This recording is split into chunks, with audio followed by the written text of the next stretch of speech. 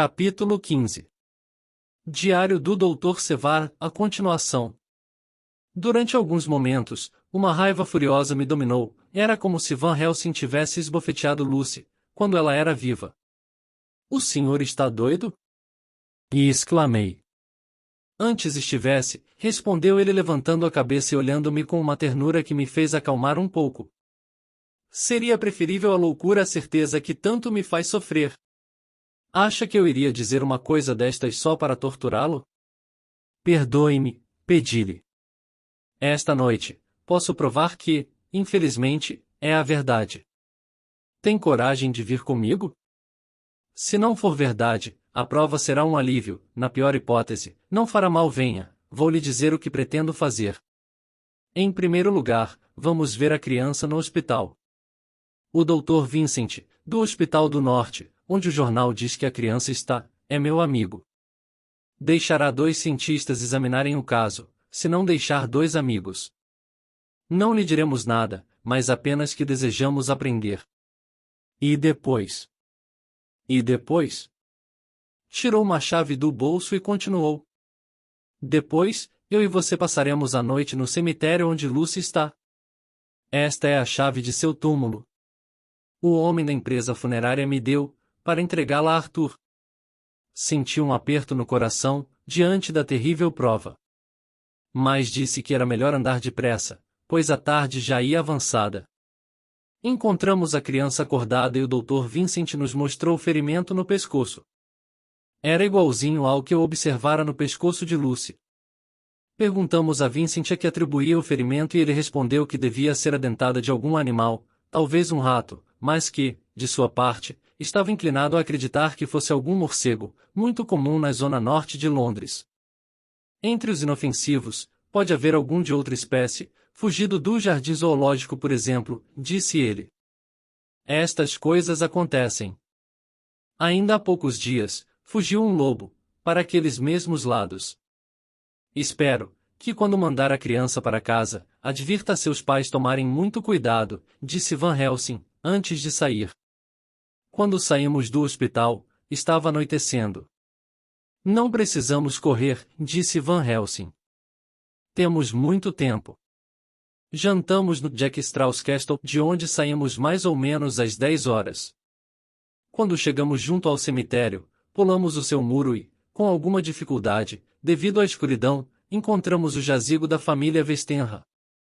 Van Helsing abriu o portão de ferro e, polidamente, me convidou a entrar em primeiro lugar e, depois de ter fechado o portão, cuidadosamente, tirou da valise, fósforo e uma vela, que acendeu logo. Aquele jazigo que, durante o dia, enfeitado com flores frescas, me parecerá lúgubre, alguns dias antes, era horrível à noite, com as flores já murchas e as aranhas reiniciando o seu trabalho, entre a pedra escura e as grades enferrujadas. Levantando a vela, para poder ler as placas dos caixões, Van Helsing certificou-se que estava diante do de Lucy e, depois de ter prendido a vela no chão, sobre um pouco de cera quente, tirou da valise uma chave de fenda. "Que vai fazer?" perguntei. "A abrir o caixão." "Você precisa se convencer." Imediatamente, começou a tirar os parafusos, levantou a tampa e o féretro de chumbo apareceu embaixo. Aquilo foi demais para mim. Pareceu-me que seria para a morta uma profanação igual à que teria sido desnudá-la em vida. Cheguei a segurar a mão de Van Helsing, para detê-lo. "Você vai ver", disse ele, tirando uma serra da valise. E, depois de fazer uma pequena abertura no caixão de chumbo, com a chave de fenda, nela introduziu a serra e fez uma abertura de uns 2 pés, onde introduziu a vela e me mandou olhar. Aproximei-me e olhei.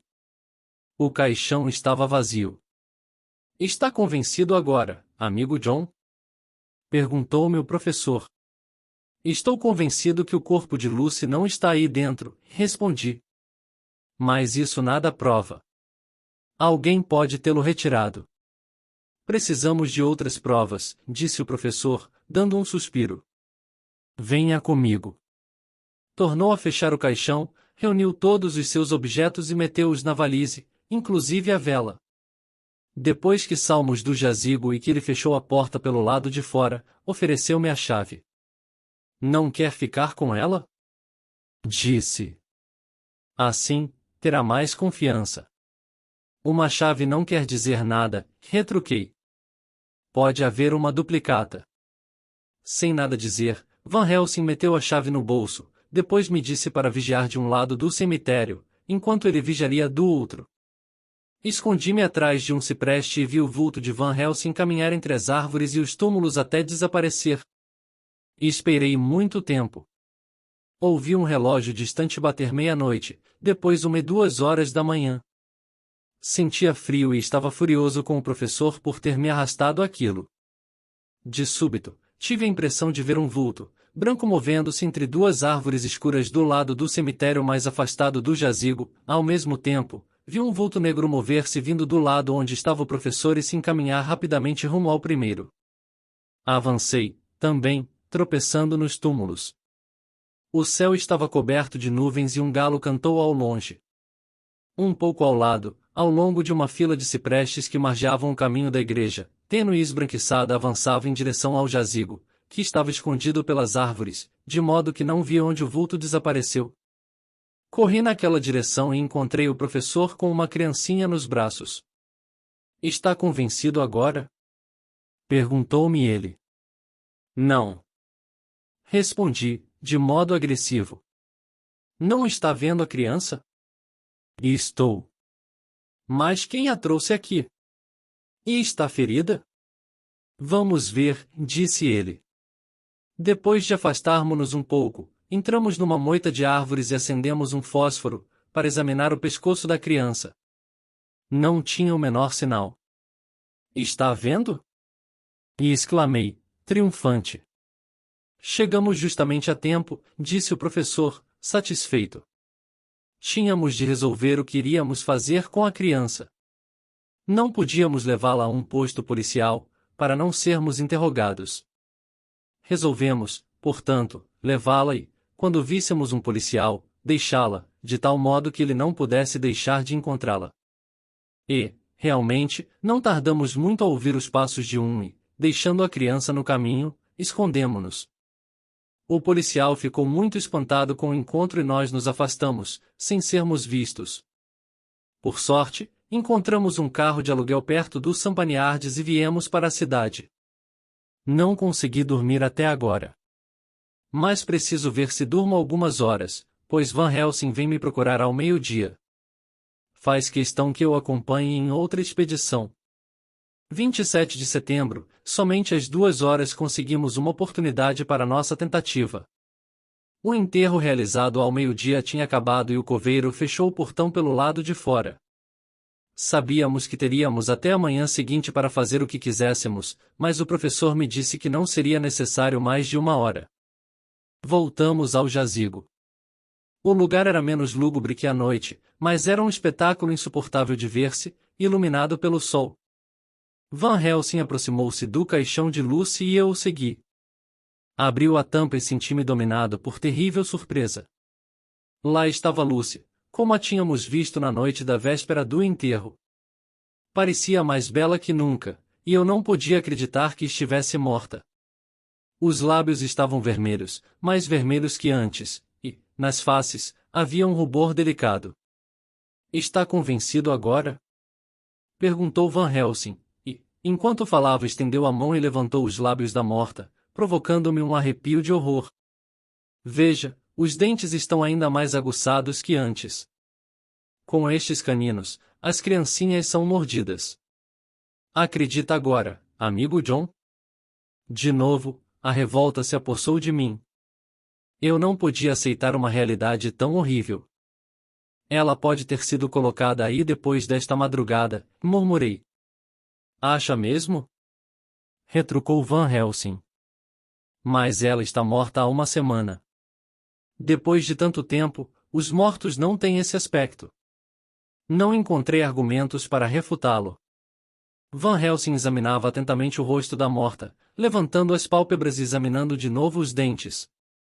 Depois, observou.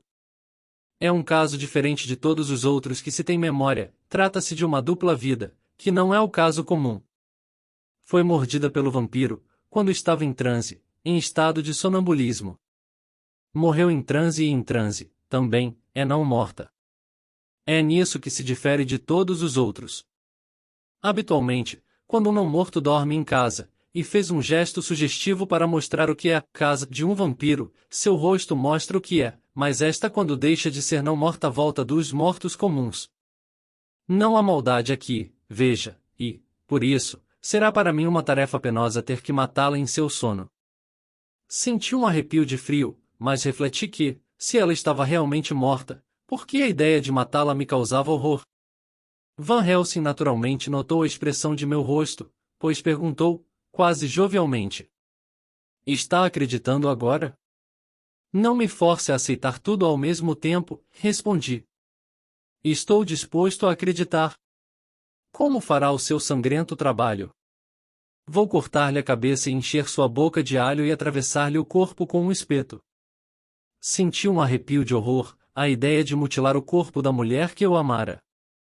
Depois de ficar pensativo algum tempo, Van Helsing observou.